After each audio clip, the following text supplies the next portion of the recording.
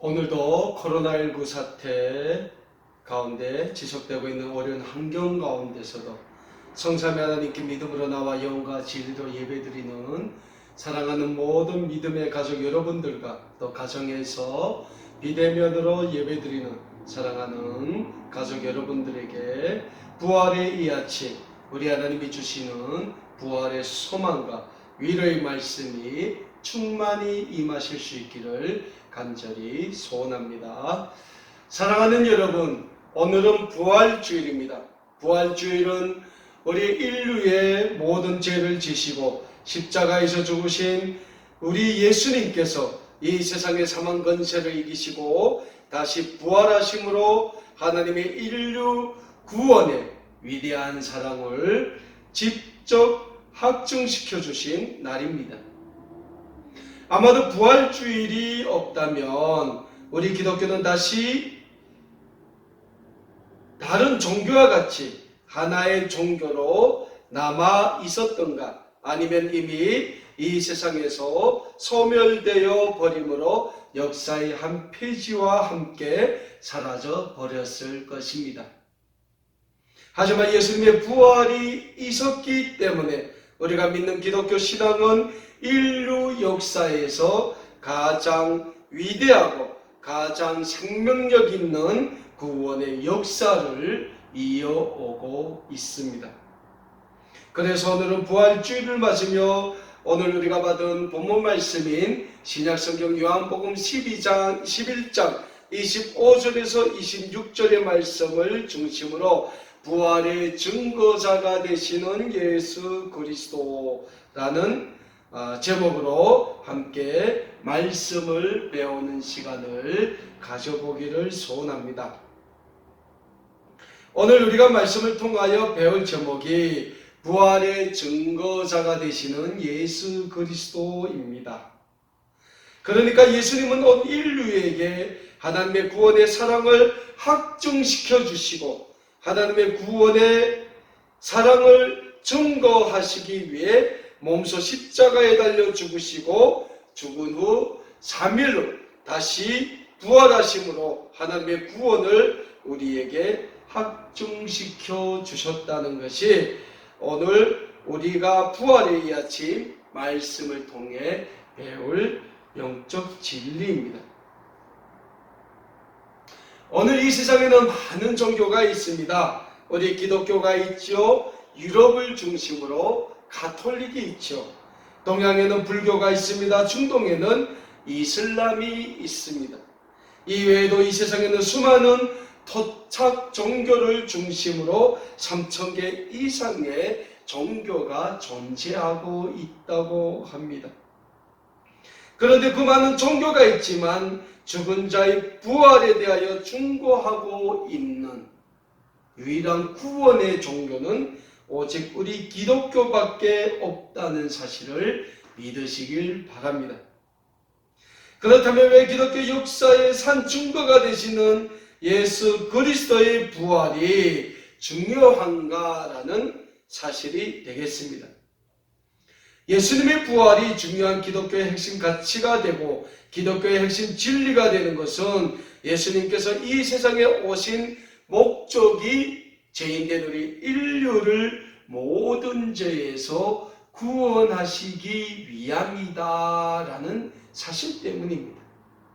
그런데 예수님께서 이 세상에 오셔서 죄인된 우리 인류를 모든 죄에서 구원하기 위해서는 반드시 죄에 대한 대가를 치루어야 하기 때문에 하나님께서는 아무 죄도 없으신 성자 하나님이신 예수 그리스도를 이 세상에 보내시어 우리 인류의 죄를 지시고 어린 양이 되어 십자가에 달려 피 흘려 죽게 하셨던 것입니다.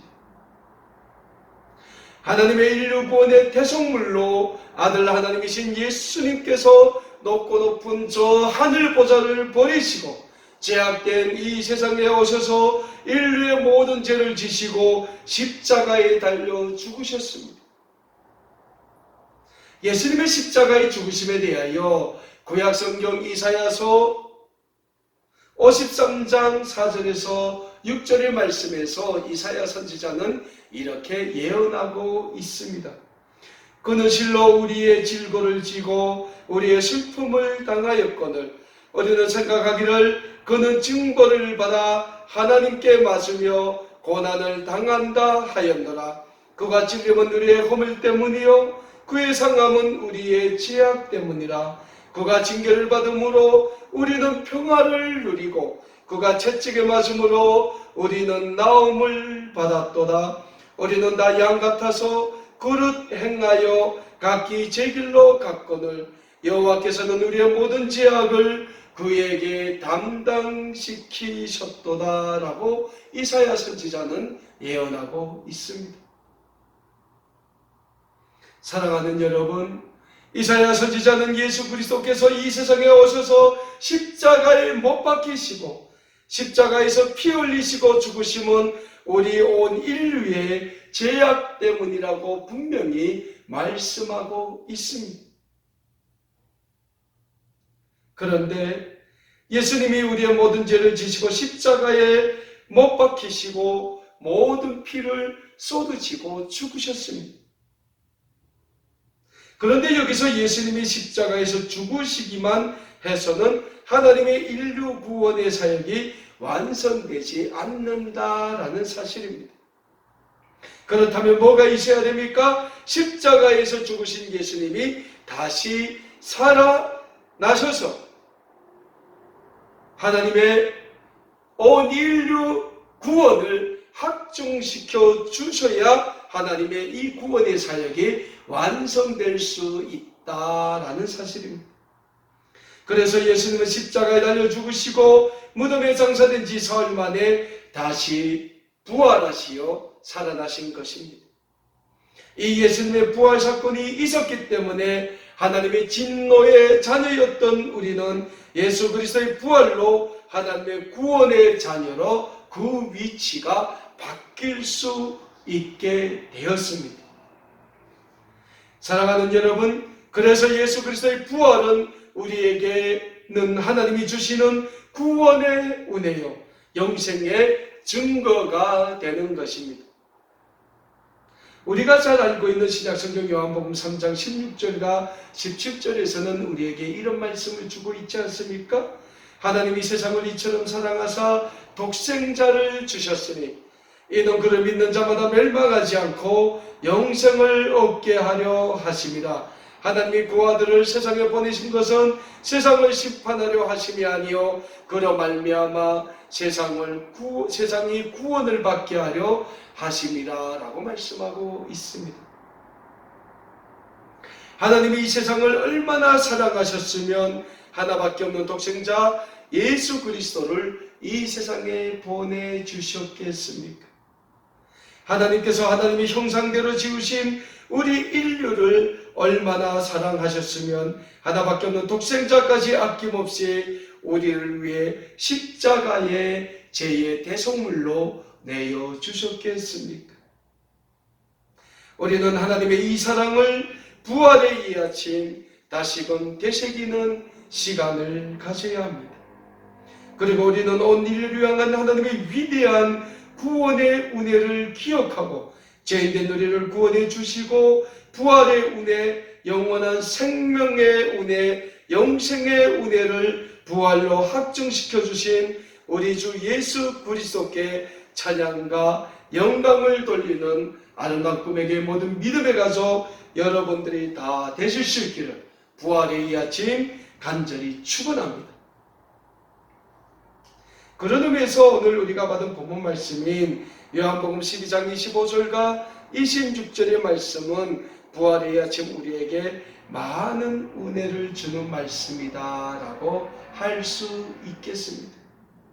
오늘 우리가 받은 본문 말씀인 요한복음 12장 25절에서 26절의 말씀은 예수님께서 베단이라는 마을로 가서 이미 죽은 지 나흘이나 되는 나사로를 살리시는 기적을 행하시는 모습이 기록되어 있습니다.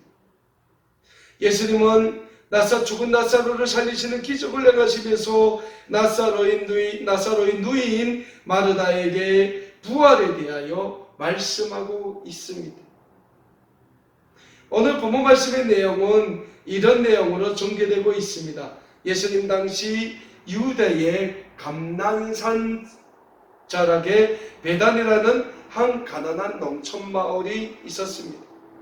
그 베단이라는 가난한 농촌 동네에는 나사로라는 인물이 누이인 마르다와 마리아와 함께 살고 있었습니다.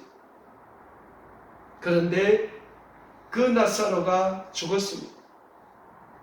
요한복음 11장 3절과 4절의 말씀을 보면 나사로가 병들었음에 나사로의 누이인 마르다와 마리아가 예수님께 사람을 보내어 자기 오라비인 나사로가 병들었음을 알리는 모습이 기록되어 있습니다. 그런데 예수님은 나사로가 병들었다는 소식을 듣고는 이 병은 죽을 병이 아니요 이 병을 통하여 하나님의 영광을 나타내시기 위함이라고 말씀을 하십니다. 그리고 선뜻 나사로가 있는 베다니로 가시지 않고 우리 예수님께서는 자신이 거하시던 곳에서 이틀을 더 거하신 후에야 나사로가 있는 베다니로 발걸음을 행하시게 됩니다.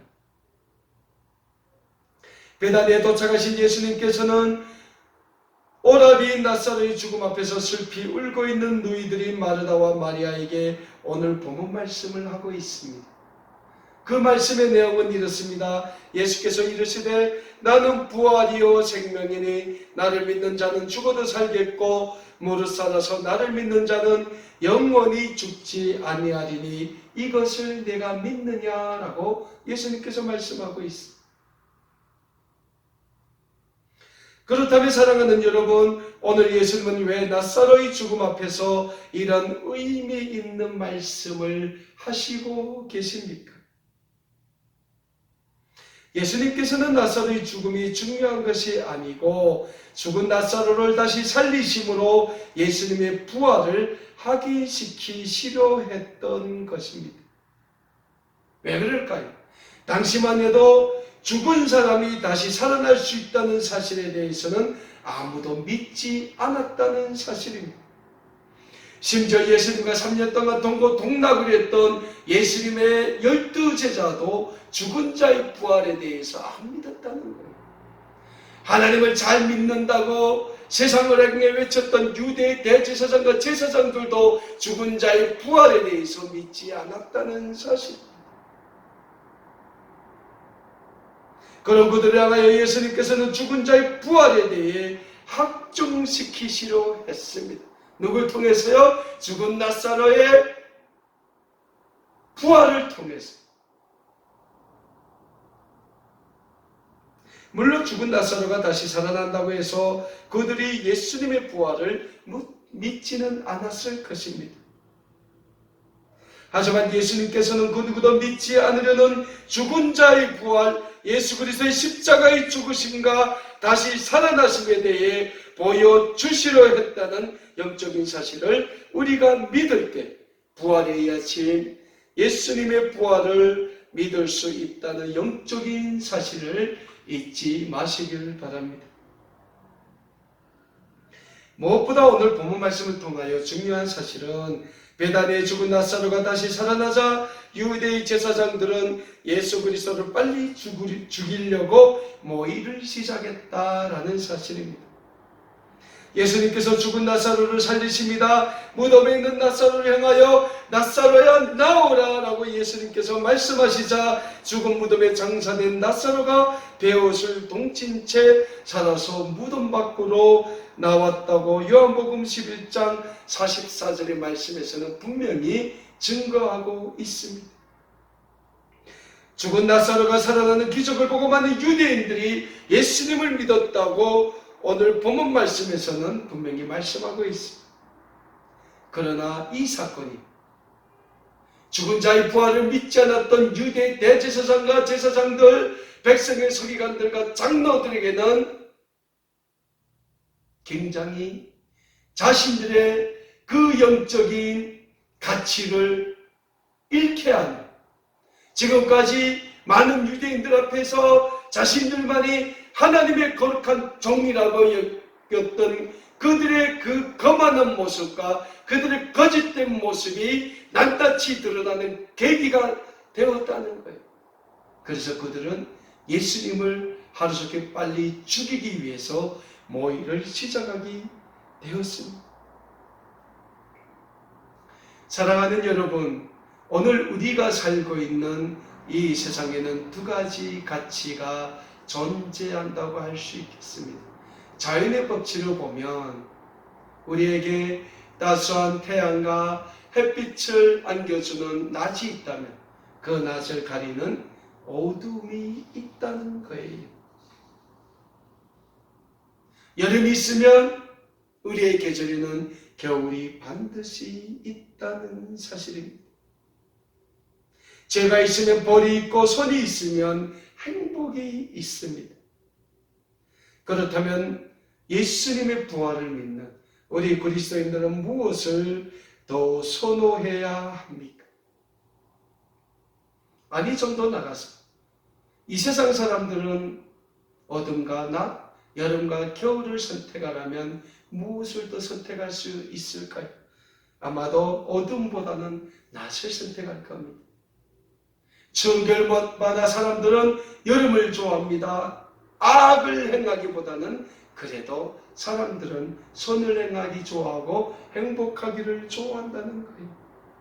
우리 기독교인들도 마찬가지입니다. 우리는 영적으로는 하나님 앞에 범죄할 수밖에 없는 연약하고 부족한 존재들이라는 사실입니다.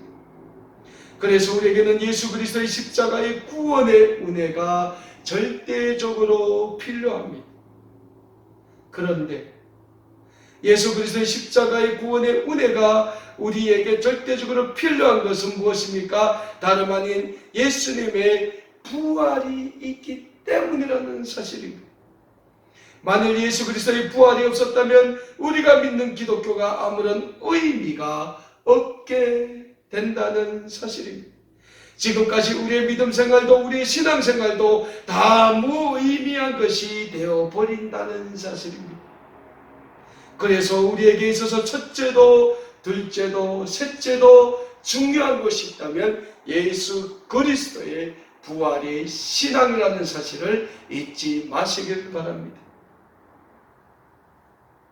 저 북한의 평양에 가면 금수산 태양궁전이라고 있죠. 그곳에 가면 죽은 김일성과 김정일을 방부제로 처리해서 유리관에 넣어 살아있을 때처럼 북한 인민들에게 보여줍니다. 그렇게 북한은 죽은 김일성, 김정일까지 동원의 우상화 교육에 이용한다는 것이요. 그렇다고 유리관 속에 있는 김일성과 김정일이 다시 살아나는 것은 아니라는 사실입니다. 그렇습니다. 사랑하는 여러분, 이 세상의 진리는 하나입니다. 그 진리는 이 세상에서의 삶이 중요한 것이 아니라 이 세상에서의 삶이 끝나고 우리가 가게 될 영원한 하나님 나라에서의 영생의 삶이라는 변하지 않는 영적인 진리를 믿으시길 바랍니다. 그리고 그 영생의 삶은 우리 주 예수 그리스도의 십자가의 죽으심과 부활이 있기에 가능하다는 영적인 사실 또한 믿으시길 바랍니다. 저는 우리가 이 세상에서의 삶을 마감하고 하나님 나라에 가면 그 하나님의 나라는 얼마나 아름다울 것이며 그렇게 아름다운 하나님의 나라에서 우리의 영생의 삶은 또 얼마나 아름다울까라고 생각을 하면 너무나도 빨리 하나님 나라로 가고 싶을 뿐이에요. 저는 이 자리에 계시는 모든 믿음의 가족 여러분들도 부활의 소망을 지니시고 하나님이 계시는 천국의 소망을 안고 살아가게 되시기를 간절히 소원합니다. 무엇보다 부활의 소망을 지니고 사는 우리 성도들에게는 하나님의 선하심과 인자하심이 함께 하시게 됩니다. 사랑하는 여러분, 하나님의 선하심이 무엇입니까? 하나님의 선하심은 우리의 삶이 하나님의 말씀의 뜻대로 살아가는 데 필요한 모든 것을 뜻한다라는 사실입니다. 그러니까 하나님의 선하심은 우리에게 날마다 때에 따라 베풀어 주시는 하나님의 공급하심이라고 말씀드릴 수 있을 것입니다. 그 하나님의 공급하심이 늘 우리와 함께 할 때 우리는 이 세상에서 하나님의 영광을 위하여 빛과 소금의 삶을 살아갈 수 있게 되는 것입니다. 다음으로 하나님이 우리에게 주시는 하나님의 인자하심이라는 거예요. 우리가 이 세상을 살아가는 동안 하나님이 우리와 함께 주실 임마누엘의 축복이 하나님이 우리에게 주실 인자하심 그 자체라는 사실입니다. 그래서 다윗은 구약성경 시편 23편 6절의 말씀에서 이런 고백을 하고 있지 않습니까? 나의 평생의 선하심과 인자하심이 정녕 나를 따르리니 내가 여호와의 집에 영원히 거하리로다 라고 다윗이 고백하고 있습니다. 사랑하는 여러분, 다윗의 이 고백이 평생 우리 모두의 신앙의 고백이 되실 수 있기를 부활의 야신 간절히 소원합니다. 예수 그리스도의 부활을 믿는 모든 믿는 성도들에게 하나님은 오늘도 다윗의 고백과 같은 은혜의 삶을 허락해 주시기를 간절히 원하고 계십니다. 다만 우리가 예수 그리스도의 부활의 그 구원의 은총을 믿어야 한다는 전제 조건이 있습니다. 오늘도 부활주의를 맞으며 어두운 이 세상의 부활의 중보자로 부활의 산 소망으로 우리를 찾아오신 우리 주 예수 그리스도의 그 부활을 소망하며 하나님의 구원의 백성으로 살아가기에 힘쓰시는 우리 아름다운 꿈에게 모든 믿음의 백성들 다 되실 수 있기를 부활의 산 소망이시오 부활의 증거자이신 우리 주 예수 그리스도의 이름으로 간절히 소원합니다. 기도하겠습니다.